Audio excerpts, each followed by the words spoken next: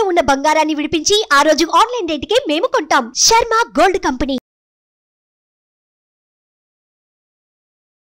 నమస్కారం, సుమన్ టీవీ ప్రేక్షకులకు స్వాగతం. ప్రస్తుతం మనతో పాటు ఉన్నారు శ్రీచక్ర పీఠ వ్యవస్థాపకులు, అలాగే ప్రముఖ జ్యోతిష పండితులు, మనందరికీ సుపరిచితులైనటువంటి డాక్టర్ ప్రదీప్ జోషి గారు మనతో పాటు ఉన్నారు.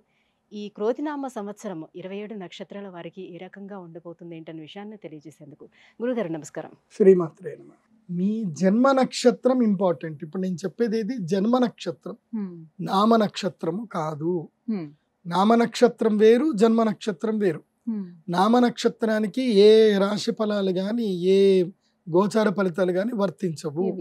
పేరు పేరే, పేరులో కొంచెం బలం ఉండాలి, అంతకు మించి ఏం లేదు.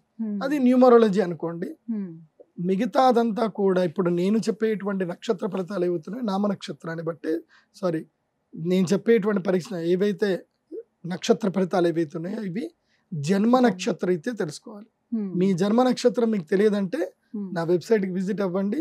అక్కడ మీ date of birth, time, place అన్ని కూడా ఎంటర్ చేయండి. మీకు మీ యొక్క జాతకం మీకు ఈమెయిల్లో PDF రూపంలో వస్తుంది. ఇది 500 పేజీలకు పైగా వస్తుంది. డే టు డే రిపోర్ట్ తో సహా వస్తుంది. అంటే ఈ రోజు ఏం జరగబోతుంది, రేపు ఏం జరగబోతుంది అనేది సూచన ప్రాయంగా డే టు డే రిపోర్ట్ తో సహా వస్తుంది. సో అది మీరు స్వీకరించవచ్చు. మీ జన్మ నక్షత్రం అక్కడ నుంచి తెలుసుకోండి. పేర్లను బట్టి ఇప్పుడు శ్రీనివాస్ అని పేరు ఉంటుంది, అందరూ తులారాశి అని చెప్పేస్తారు. కాదు. ఇప్పుడు వెంకటేష్ అంటారు, వేవో కాకి మృగశిర నక్షత్రము అంటే ఇది మిథున రాశి అని చెప్పేస్తారు. కాదు. సో ఇలా పేరును బట్టి మీరు రాశులు చెప్పుకోకండి, నక్షత్రాలు చెప్పుకోకండి, దాని ఫలితాలు ఉండవు.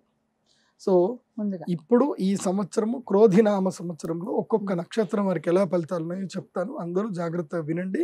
మీ జన్మ నక్షత్రాన్ని బట్టి మీరు నోట్స్ రాసుకోండి. గురుగారు, శ్రవణ నక్షత్రం వాళ్ళకి ఈ క్రోధినామ సంవత్సరం ఎలా ఉండబోతుంది? వాళ్ళు ఎటువంటి ఇంకా పరిహారాలను పాటించుకోవాల్సిన అవసరం ఉంటుంది? వారి స్వాభావికంగా వాళ్ళు ఏ రకంగా ఉంటారు? వాళ్ళు శ్రీ గురుభ్యో నమః, శ్రీమాత్రే నమః. శ్రవణ నక్షత్రం, శ్రవణం అంటే ఏంటి? వినడం. కానీ శ్రవణ నక్షత్రం వారు చేయని పనే అది. వాళ్ళు వినరు, ఎవరి మాట వినరు, వాళ్ళకి నచ్చిందే వాళ్ళు చేస్తారు. అండ్ ఈ ప్రపంచంలో బద్ధకరత్న అవార్డు ఎవరికైనా ఇవ్వాలి అని అంటే వాళ్ళు శ్రవణ నక్షత్రం వాళ్ళకి ఇవ్వచ్చు. బద్ధకరత్న, జాతిరత్న బిరుదులు ఏమైనా ఉంటే వీళ్ళకి ఇవ్వచ్చు. ఎందుకోసం అంటే వీళ్ళ జీవితంలో mentally very strong, psychologically very strong, and they are having very good plans. Problem solvation మెథడాలజీలో వీళ్ళంతా 100% ఎవరు ఉండరు. They are very good having the problem solvation methodology.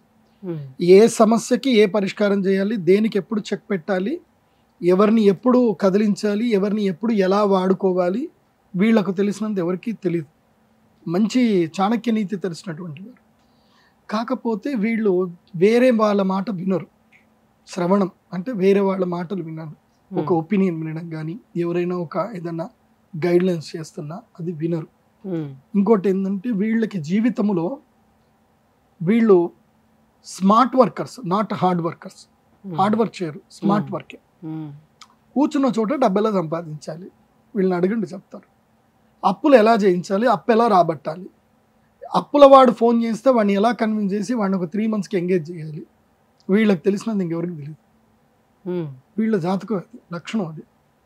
ఈ సంవత్సరం మాత్రం శ్రవణ నక్షత్రం వారికి అద్భుతమైన రాజయోగం ఉంది. సిరి సంపదలు కలుగుతాయి, అప్పులు తీర్చేస్తారు, గృహయోగం కలుగుతుంది, రాజయోగం ఉంది. వీళ్ళ మాట పారుతుంది, వీళ్ళ యొక్క ఐడియాలజీ చాలా ఇంప్లిమెంట్ చేస్తారు, ఎక్స్ప్లోర్ చేస్తారు, చాలా బాగుంది. కాకపోతే ప్రేయసి ప్రేమికులు, భార్య భర్తల మధ్యన మాత్రం గొడవలు వస్తాయి, తగాదాలు వస్తాయి.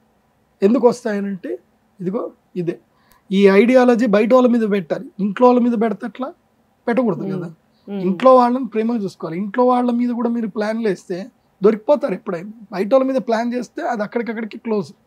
కాబట్టి బయటది ఇంట్లోకి చేయకండి, ఇంట్లో దాన్ని బయట చేయకండి. సో రిలేషన్షిప్స్లో ఇబ్బందులు కలిగే అవకాశం ఉంటుంది మకర రాశి వారు. సో ఈ వీళ్ళ మకర రాశిలో కిందకి వస్తుంది. కాబట్టి ఇంకోటి ఏంటంటే శ్రవణ నక్షత్రానికి మెయిన్గా ఏంటంటే వీళ్ళకి ధనయోగం అయితే సంవత్సరం చాలా బాగుంది. డబ్బును కాపాడుకోవడమే ముఖ్యం, కానీ డబ్బు అయితే వస్తుంది కానీ కాపాడుకోలేకపోతారు. ఇలా వస్తుంది అలా ఖర్చు అయిపోతుంది, ఇలా వస్తుంది అలా. కాబట్టి నేను వీళ్ళకి చెప్పేది ఏంటంటే ఈ సంవత్సరం మీకు ఏమైనా రుణాలు ఏమైనా ఉంటే, అప్పులు ఏమైనా ఉంటే తీర్చేసుకోండి. ఈ సంవత్సరం అప్పులు మొత్తం తీర్చే బాగుంటుంది. సో ఇంకా పరిహారం వస్తే కనుక మీ జన్మ నక్షత్రంలోనే కలియుగ ప్రత్యక్ష దైవం శ్రీ వెంకటేశ్వర స్వామి వారిని దర్శనం చేసుకోండి.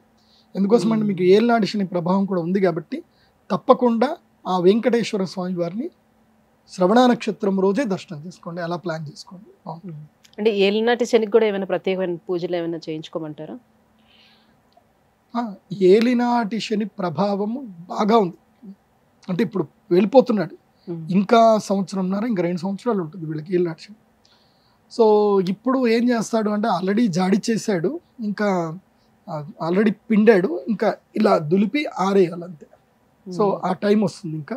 సో ఇప్పుడు ఏలినాటి శని వీళ్ళకి నాభిస్థానంలో ఉంటాడు ఏలినాటి శని కాబట్టి లస్ట్ని కంట్రోల్ చేసుకోండి. ఇంకా అంతే, రిలేషన్షిప్స్ కంట్రోల్ చేసుకోవడం, రిలేషన్షిప్స్లో ట్రాన్స్పరెన్సీగా ఉండడం అదొకటి చాలా మంచిది. వీళ్ళకి కూడా కొన్ని ఇబ్బందులు వస్తాయి, అవి జరగద్దు అంటే వెంకటేశ్వర స్వామిని దర్శనం చేసుకోవడం అనేది చాలా ముఖ్యం. పరిహారం వరకు విషయానికి వస్తే కనుక వీళ్ళు చేసుకోవాల్సిన ఒక పరిహారం ఏదైతుందో వైనతేయ తంత్రం అని ఒకటి ఉంటుంది. దీన్ని గారుత్మత తంత్రం అని కూడా అంటారు. సో ఇది బాగా గుర్తుపెట్టుకోండి, ఏంటి వైనతేయ తంత్రం. ఈ తంత్ర పూజ చేయించుకోవడం వల్ల వీళ్ళకి మేలు జరుగుతుంది. లేకపోతే అలాగే వెళ్తుంది ప్రకృతి, గ్రహాలు మారినప్పుడు ఎట్లుంటాయి అట్లా అనుభవించాలి, పోవాలంతే. కానీ ఈ సంవత్సరం అదృష్ట జాతకుల్లో టాప్ 15లో వీళ్ళు ఉన్నారు, టాప్ 10 టాప్ 15లో ఉన్నారు. ధన్యవాదాలు గురుగారు. శ్రవణ నక్షత్రం వాళ్ళకి ఎలా ఉండబోతుంది ఏంటనే విషయం తెలియజేసినందుకు ధన్యవాదాలు. సుమన్ టీవీలో మీ పర్సనల్ అండ్ బిజినెస్ ప్రమోషన్స్ కోసం కింది నెంబర్కి కాంటాక్ట్ చేయండి.